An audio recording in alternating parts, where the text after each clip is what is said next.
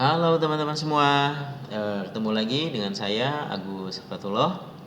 Untuk kesempatan kali ini saya akan membahas tentang sistem operasi Linux-nya.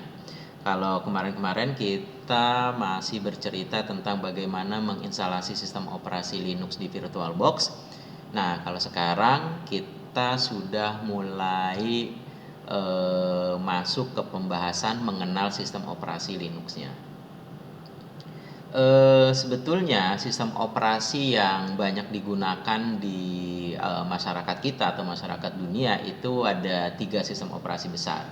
Ya, diantaranya ada sistem operasi Windows, ada sistem operasi macOS untuk perangkat-perangkat Apple, dan yang ketiga adalah sistem operasi Linux. Nah, kemudian kenapa harus Linux? Ya, tentu saja ada pertimbangan-pertimbangan tertentu. Mungkin pertimbangan yang paling atas adalah karena Linux ini gratis. Gratis itu artinya free, teman-teman nggak perlu bayar, nggak perlu beli, asal mau download atau mau mengcopy CD atau DVD untuk instalasinya, teman-teman kemudian bisa menginstalasi sistem operasinya di komputer teman-teman sendiri. Beda dengan sistem operasi seperti Windows. Kalau Windows mestinya teman-teman harus beli tuh, ya. Teman-teman ya dianggap ilegal kalau pakai yang bajakan. Dan mungkin bisa saja terkena sanksi hukum. Apalagi kalau yang Apple macOS ini nggak bisa diinstal di luar perangkatnya, jadi harus di perangkat-perangkat yang memang itu keluaran dari produknya Apple. Oke, balik lagi ke Linux. Itu pertimbangan pertama kenapa orang memilih Linux gratis. Pertimbangan yang kedua bisa jadi karena Linux ini bisa dikembangkan lebih jauh, bisa dipelajari lebih jauh, dan bisa untuk meningkatkan skill seseorang di dunia komputer, ya. Jadi orang kalau mau tahu tentang cara kerja komputer, cara kerja sistem operasi, atau sistem-sistem yang ada di dalam komputer itu sendiri, maka Linux jadi pilihannya. Kenapa? Karena codingan atau skripnya atau programnya itu bisa dilihat langsung. Kalau bisa dilihat artinya kita juga bisa langsung memodifikasi skrip itu sesuai dengan kebutuhan. Nah, itu luar biasanya Linux. Itu mungkin jadi pertimbangan kedua bagi orang-orang kenapa memilih Linux. Pertimbangan yang lain bisa jadi karena Linux cukup dikenal tangguh, ya. Tangguh dalam artian ya agak jarang kena virus gitu, ya. Walaupun bukan berarti Linux antivirus atau kebal virus, enggak. Linux juga pada prinsipnya bisa kena virus. Tapi sejatinya sejauh ini Linux memang masih dianggap lebih aman, ya, dibanding Windows tentu saja. Kenapa? Ya, selain karena memang virus-virus yang ada didesain untuk menyerang sistem operasi Windows, Linux juga berangkat dari semangat komunitas. Jadi kalau ketahuan ada celah, kalau ketahuan ada ada kebocoran sistem keamanan gitu, itu komunitasnya biasanya langsung memperbaikinya, langsung menutupinya. Itu salah satu kelebihannya juga. Dan ini juga didukung dengan fakta bahwa kebanyakan server-server yang ada di kita, ya di masyarakat kita itu justru banyak menggunakan sistem operasinya adalah sistem operasi Linux server. Walaupun ada server yang dari Windows gitu, ya, tapi kalau teman-teman coba eksplorasi, itu sebetulnya cukup banyak juga server-server, bahkan bukan hanya server kelas kelas perusahaan kecil, kelas perusahaan besar, bahkan kelas perusahaan dunia pun itu menggunakan servernya berbasis sistem operasi Linux. Jadi Linux saat ini sudah menjadi sistem operasi yang tangguh, dikenal oleh masyarakat luas, dan bisa jadi pilihan utama, ya, ketika kita mau menginstal sistem operasi di komputer kita. Oke, kita lanjut. Nah, Linux is everywhere, artinya Linux saat ini udah ada di mana-mana. Linux bukan hanya untuk komunitas tertentu saja gitu ya. Jadi Linux sekarang ini sudah bisa menyentuh ke lapisan yang paling dasar sekalipun. Nah, ini diantaranya ya pemanfaatan Linux. Linux udah di dunia cloud juga itu banyak menggunakan Linux. Di dunia apa ini ATM ya atau Mastercard atau untuk keamanan keuangan juga Linux. Kemudian di bidang otomotif juga ada sistem operasi Linux. Di Raspberry ini juga Linux. Di dunia penerbangan juga ada Linux ya.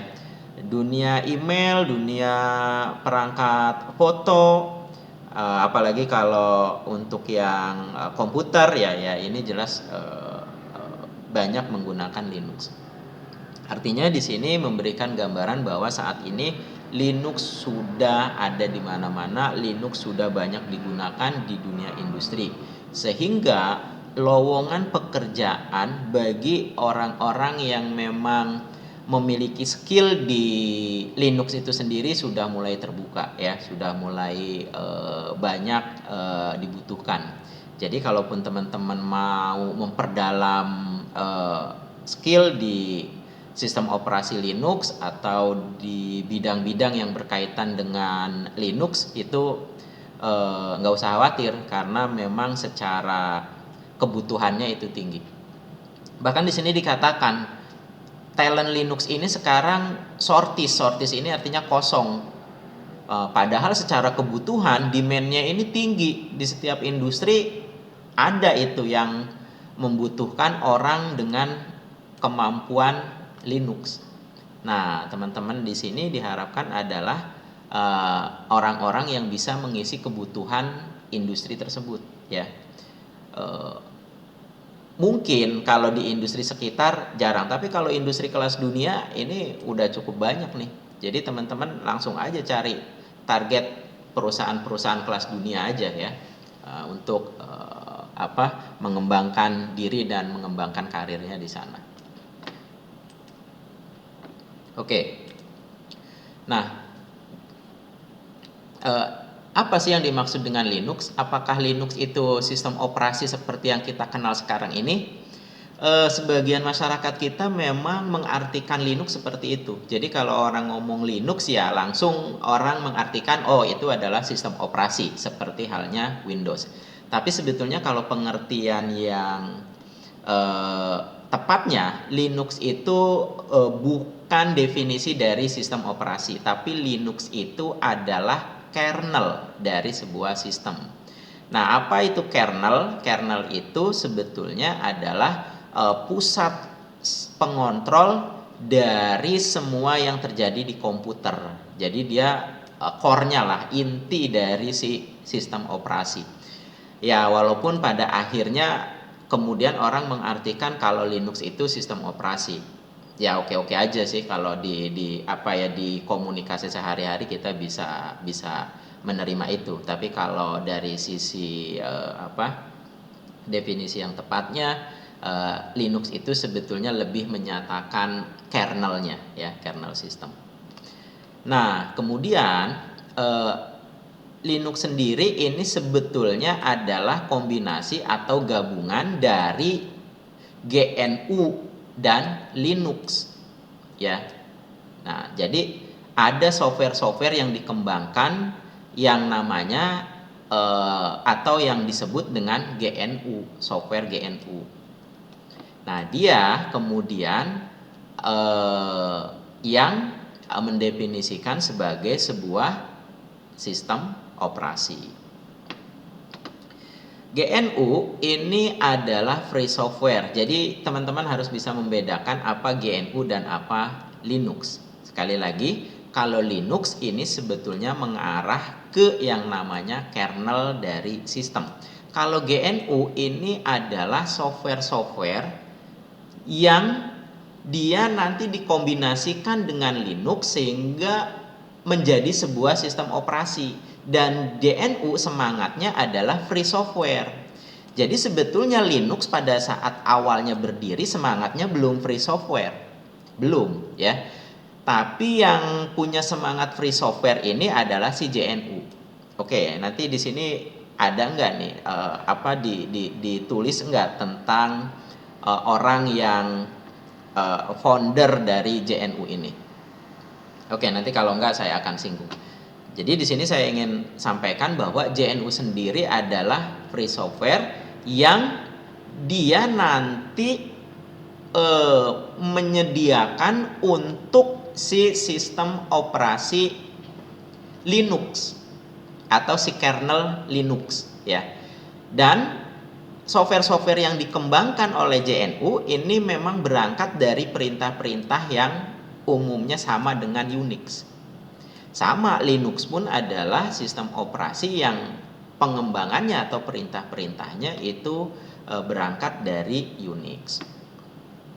Nah, Linux adalah bagian dari kombinasi Linux kernel itu sendiri gitu ya. Nah, yang kemudian dia merupakan inti dari sistem operasi. Jadi sebetulnya dari sini bisa kita tangkap yang dimaksud dengan Linux itu adalah kernel yang dia merupakan inti dari sistem operasi. Jadi kalau kita mau cari ketepatannya, Linux ini bukan nama sistem operasi, tapi Linux adalah sebuah nama kernel yang merupakan inti dari sistem operasi. Oke, kita lanjut. Nah, Linux sendiri ini memang berangkat dari sistem operasi Unix ya, yang dikembangkan di Labs AT&T Bell tahun 70. Unix ditulis dalam bahasa C. Begitupun Linux, karena Linux memang berangkatnya dari Unix sehingga Linux pun ditulis menggunakan bahasa C. Kenapa bahasa C yang dipilih? Sebetulnya karena bahasa C termasuk bahasa tingkat tinggi, tapi dia punya kedekatan dengan bahasa mesinnya, dengan pengenalan perangkat-perangkat hardware gitu ya. Jadi orang pada saat itu lebih senang menggunakan bahasa C ketika dia mau memprogram sebuah perangkat keras. Itulah kenapa yang digunakan bahasa C. Oke, karena Linux berangkat dari Unix, tapi sebetulnya Linux bukan Unix. Makanya nanti biasanya ada keterangan tuh, Linux is not Unix ya, tapi dia hanya mirip Unix. Nah, Linux sendiri sebetulnya itu mulai dikembangkan tahun 91 berangkat dari hobi ya, Linus Torvald. Sebetulnya Linus Torvald ini mengembangkan Linux bukan tanpa sebab. Kenapa dia mengembangkan Linux? Karena sebetulnya ketika dia mau menguji coba sistem operasi, dia cukup kesal sistem operasi yang dia pakai itu harus minta izin dulu gitu ya, harus ada lisensinya dulu gitu. Padahal itu sistem operasi yang khusus untuk pendidikan, tapi pada prinsipnya tetap harus ada lisensi. Nah, karena pertimbangan itulah kemudian Linus menciptakan kernel sistem operasinya sendiri yang itu kodenya dia buka gitu ya, dia share sehingga orang-orang bisa pakai. Itu sebetulnya sejarah dibalik pengembangan sistem operasi Linux. Linus sendiri adalah orang Finlandia, dia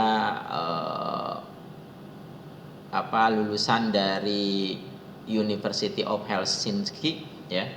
Finlandia ini termasuk salah satu negara yang pendidikannya nomor 1 di dunia sekarang dan salah satu negara yang paling makmur juga.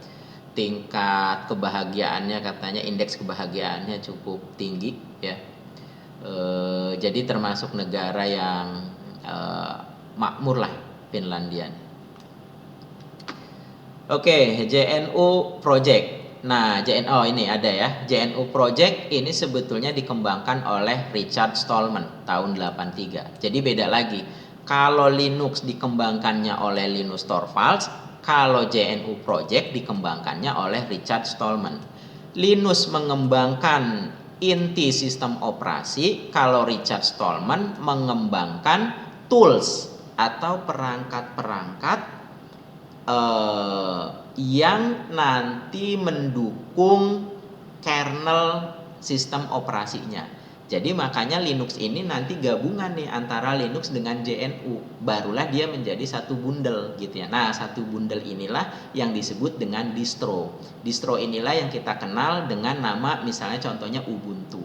Nah, sistem operasi Ubuntu itulah nama sistem operasi yang sebetulnya dari distronya. Distro itu kepanjangannya distribution ya. Nah, itu bedanya JNU dengan Linux.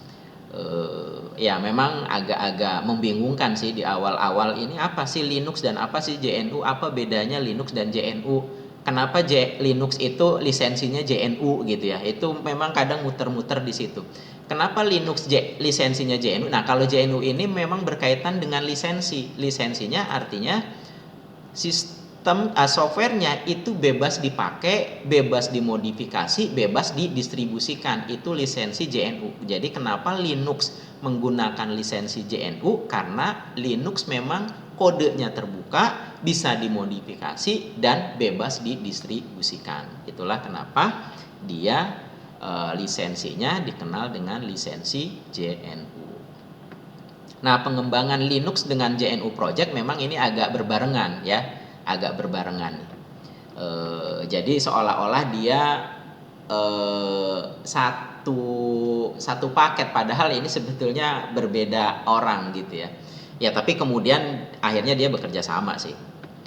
Nah, Linux programmer sendiri sebetulnya nanti itu bisa menggunakan tools-tools yang dikeluarkan oleh JNU untuk melengkapi sistem operasinya. Ya. Jadi para pengguna Linux ini memang memanfaatkan software-software yang dikembangkan oleh JNU Project yang didirikan oleh Richard Stallman. Nah, itulah kemudian menjadi satu bundel paket sempurna sebuah sistem operasi Linux gitu ya. Oke. Nah, Linux adalah open source. Nah, sejarahnya bahwa ya ini tadi yang saya sampaikan, sebetulnya Linus mengembangkan Linux itu berangkat dari kegerahan dia ketika dia mau menggunakan sistem operasi, dia terkendala atau bermasalah karena masalah lisensi. Jadi dia akhirnya ya membuat sendirilah sistem operasinya ya, yang kemudian dia share ke teman-teman lain dan kemudian jadi berkembang. Oke, kebanyakan software-software yang ada ini memang lisensinya adalah closed source. Closed source ini kodenya tertutup atau nggak dikasih ke orang yang belinya. Padahal kalau ceritanya kalau beli itu kan berarti semua hak saya, tapi kenyataannya enggak ya. Kalau kita beli software dan software itu kemudian closed source, artinya sebetulnya kita nggak pernah punya hak untuk melihat isinya ya, untuk melihat programnya. Kita cuma punya hak pakai. Itulah sebetulnya prinsip dari closed source. Beda dengan open source. Kalau teman-teman beli program atau beli aplikasi, kemudian di sana dia menjelaskan open source, maka ketika teman-teman beli aplikasi, dia juga sekaligus menjelaskan ini loh kode sumbernya, silahkan kalau mau dimanfaatkan, silahkan kalau mau dipakai boleh. Jadi sebetulnya open source juga tidak selalu identik dengan gratis. Open source bisa juga berbayar, tapi dengan catatan tadi ya. Meskipun berbayar, kodenya dikasih. Jadi orang bisa mengembangkan sendiri, orang bisa memodifikasinya sendiri tanpa dia meminta lagi ke si vendornya atau ke si pengembangnya untuk mengembangkan fitur-fitur tambahannya gitu ya. Itu semangat dari open source sebetulnya begitu. Nah, ini artinya ya, yang closed source ini artinya kalau kita mau menjalankan sebuah program atau aplikasi, eh, itu kita tidak bisa ngelihat kode sumbernya kalau yang lisensinya closed source gitu. Ya jadi kita nggak bisa ngapa-ngapain aslinya, kita cuma bisa menjalankan programnya aja ya. Oke, kemudian yang tadi saya bilang pengembangan Linux dan JNU Project ini sebetulnya agak berbarengan, makanya di sini dikatakan closely parallels. Jadi agak ya sedikit berbarengan lah waktunya. Jadi semangatnya open source dan free software ini hampir berangkat di tahun atau ya di dekade yang sama. Nah, filosofi dari open source adalah bahwa kita punya hak untuk memperoleh kode sumber software dan kita juga boleh memodifikasinya dan kita juga boleh menggunakannya ya. Jadi kalau kita pakai ya itu udah sepenuhnya hak saya. Jadi saya boleh modifikasi dong. Saya juga boleh mengutak-atiknya. Saya juga boleh mengkonfigurasi atau menyeting sesuai dengan kebutuhan saya gitu ya. Nah, ini filosofi dari open source. Nah, kemudian ada yang namanya Linux distribution. Nah, distribusi ini sebetulnya mengarah ke Linux kernel. Ya, jadi kalau ada distribusi itu sebetulnya tolak ukurnya adalah dari versi kernel, ya. Walaupun kemudian ada nama-namanya setiap distribusi itu. Nah, ada mengacu ke Linux kernel, tools dan kumpulan dari aplikasi yang kemudian menjadi satu kesatuan gitu ya. Itu yang namanya distribution. Linux dan JNU Tools, ingat nih JNU Tools ini berarti yang free software yang dikembangkan oleh Richard Stallman dan ini dijadikan satu dengan Linux ya. Nah, ini kemudian ditambahkan dengan beberapa aplikasi yang bisa digunakan oleh user langsung seperti web browser, email client dan dari situ itu artinya kita sudah memiliki sistem operasi Linux yang full gitu ya.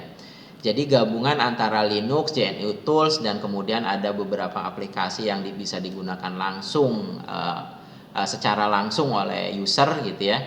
Nah, kalau kita sudah punya itu artinya memang kita sudah memiliki sistem operasi Linux secara penuh. Ada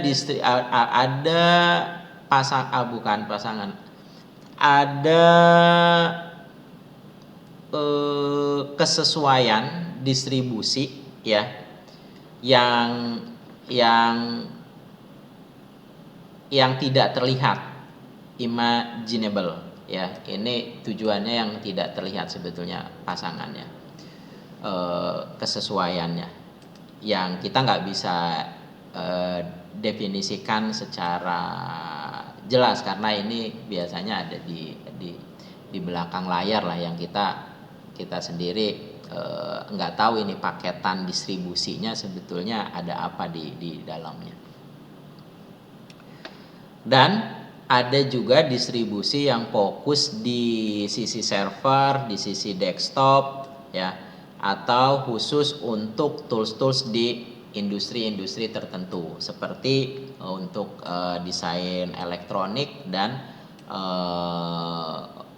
perhitungan statistik. Jadi ada tools atau distro-distro yang lebih mengkhususkan untuk mengerjakan satu tugas tertentu ya. Ya contohnya ini khusus untuk ngedesain elektronik, khusus untuk melakukan perhitungan statistik. Nah, ini ada distronya tertentu.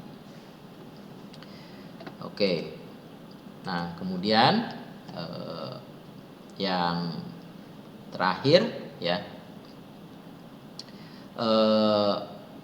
Linux ini sebetulnya penekanannya lebih interaksinya lebih ke arah command line interface ya.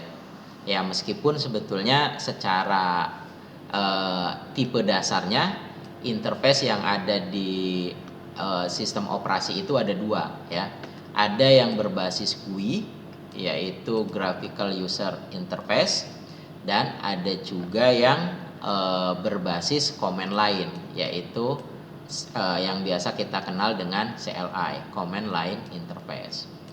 Nah, kalau sistem operasi yang berbasis GUI, Graphical User Interface, ini biasanya modelnya adalah dengan model gambar seperti Windows ya, yang bisa dirubah-rubah ukurannya, dipindah-pindah posisinya gitu ya.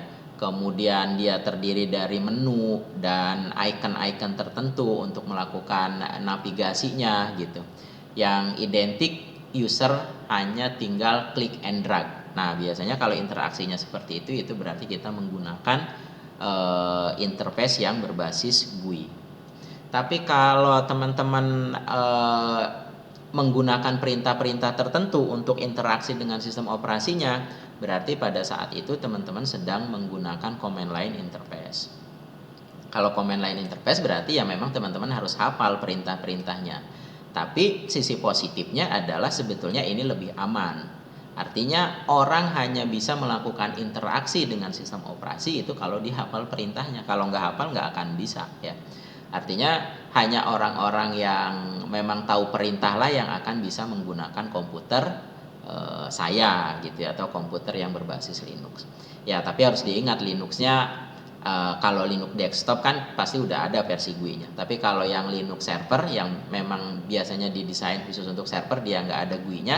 Nah ini memang pure atau murni berbasis CLI. Kelebihan lainnya kalau dengan CLI ya lebih cepat ya, karena perintahnya langsung dieksekusi gitu. Nggak perlu ada proses penerjemahan lagi ketika ngeklik ini sebetulnya perintah apa dan seterusnya. Jadi itu beberapa kelebihan dengan command line interface. Nah, itulah teman-teman sekilas sejarah tentang Linux. Jadi semangat Linux itu sebetulnya semangat open source yang tadi sudah kita singgung. Open source itu berarti secara kodenya terbuka, yang di sana juga mengartikan bahwa kita boleh memodifikasinya, kita boleh merubahnya, kemudian kita juga boleh mendistribusikan kembali gitu ya. Jadi kita bisa menyesuaikan dengan kebutuhan kita. Dan semangat open source juga sebetulnya menginginkan agar semua teknologi itu bisa dimiliki atau digunakan oleh masyarakat atau oleh orang-orang. Jadi tidak hanya dikuasai atau dimiliki oleh segelintir orang. Itu sebetulnya semangat dari open source. Nah itu teman-teman, semoga ini bisa menginspirasi teman-teman juga ya, supaya teman-teman juga selalu punya keinginan untuk berbagi gitu, agar teknologi, agar ilmu yang kita miliki itu juga bisa dinikmati oleh orang banyak. Demikian teman-teman yang bisa saya sampaikan ya. Semoga ada manfaatnya buat kita semua. Terima kasih. Sampai ketemu lagi di pertemuan berikutnya. Salam Linux.